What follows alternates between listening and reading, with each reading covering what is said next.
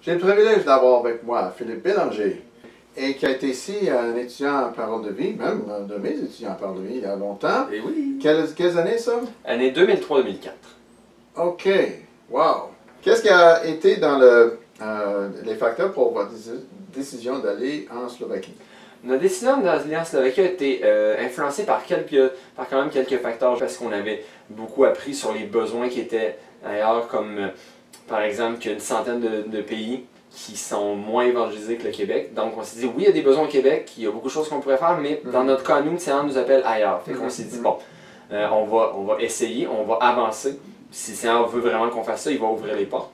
Et c'est ce qu'il a fait. Mais dans ce processus-là, on avait eu, après ma formation en BBR, on avait eu l'occasion de voyager avec Jet à côté, un peu en marge d'un des voyages qui a été fait en République tchèque-Slovaquie.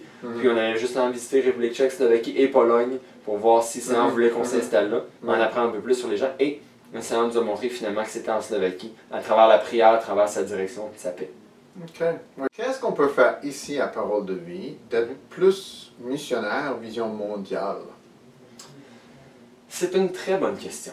Je pense que la meilleure façon, c'est de rappeler que Dieu a plus d'étudiants, que Dieu a une place pour eux, que cette place-là peut être proche, peut être loin, mais qui ont besoin d'être attentifs à ce que le Seigneur veut pour eux, et qui ont besoin de chercher qu'est-ce que Dieu a pour eux, la place qu'il a pour eux dans le casse-tête, dans le fond, trouver leur trou dans le casse-tête que Dieu a pour eux, qui va nous amener vers une plus grande masse de francophones, canadiens francophones qui vont aller dans la mission ailleurs, on va devenir un champ missionnaire, mais aussi une force missionnaire, un peuple qui envoie des missionnaires.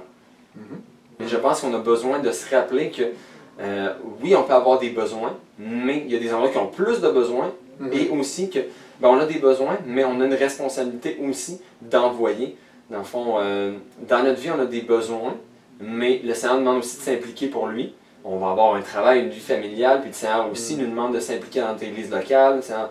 Puis, de la même façon, un peu, on a des besoins en tant que Québec, en tant que terre natale ici, que je suis très très conscient de ça.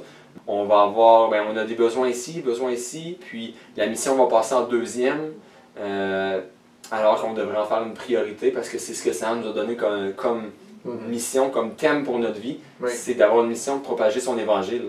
Oui, de faire des disciples de toutes les nations. Effectivement, puis ça, ça implique notre temps, notre énergie, notre portefeuille, ça implique plein d'éléments. Eh bien, merci beaucoup. Avec plaisir. J'apprécie beaucoup tes observations de qu'est-ce qui se passe. Merci beaucoup, Philippe. Avec plaisir.